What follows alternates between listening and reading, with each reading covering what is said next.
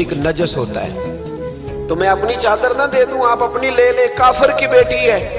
تو محبوب نے اس کی طرف جلال کی نظروں سے دیکھا, فرمایا خاموش ہو جا, بیٹیاں برابر ہوتی ہیں.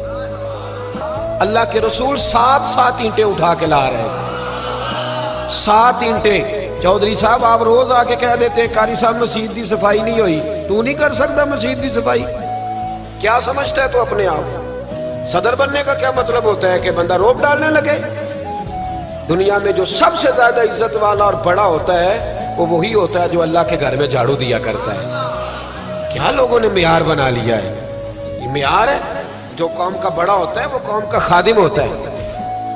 عدی کہتے ہیں میں مدینے آیا تو میں نے نبی پاک علیہ السلام کو غلاموں کے ساتھ کچی زمین پہ بیٹھے دیکھا, اور غلام بھی کون, ایک طرف حضرت بلال حبشی بیٹھے اور دوسری جانب حضرت عمار بن یاسر بیٹھے. اتنے حضور بیچ بیٹھے, کھانا کھایا جا رہا ہے.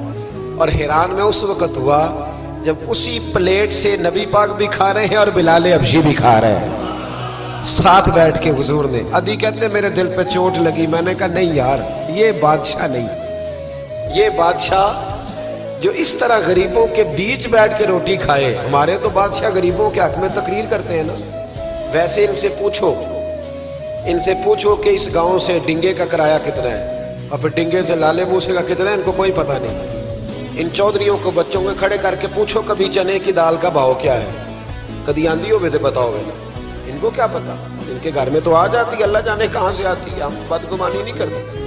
لیکن حضور ایک پلیٹ میں کھانا کھا رہے. عدی کہتا ہے میں سمجھ گیا یہ بادشاہ نہیں. پھر میرے دل میں شیطان نے وسوسہ ڈالا. میں نے کہا مسجد کچیا ہو سکتا ہے, مکان بڑا پکا ہو, بنگلہ بڑا عالی شان ہو.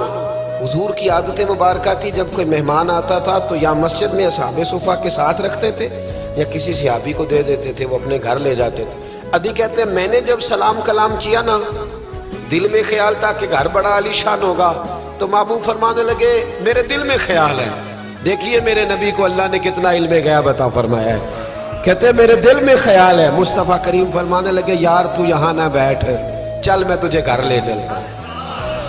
خیال آیا مسلمان نیک و بد پہچان جاتے ہیں اور محمد آدمی کے دل کی باتیں جان جاتے ہیں صلی اللہ.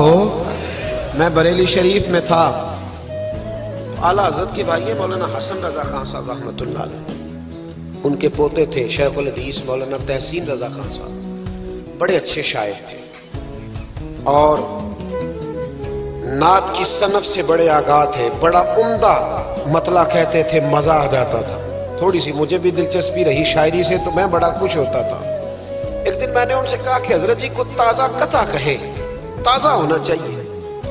فرمانے لگے چلو 10 منٹ کا ٹائم دو, بھی کہہ دیتے. تازہ قطع کہا, کہنے لگے علم غیب رسول کے منکر اس حقیقت کو بھول جاتے ہیں, غیب مانا کہ راز ہے لیکن راز اپنوں سے کب چھپاتے ہیں. غیب مانا کہ راز ہے لیکن راز اپنوں سے کب چھپاتے ہیں. تازہ قطع کہا. عدی بن حاتم کہتے ہیں حضور مجھے لے کے چلے. جب نبی پاک گھر کی طرف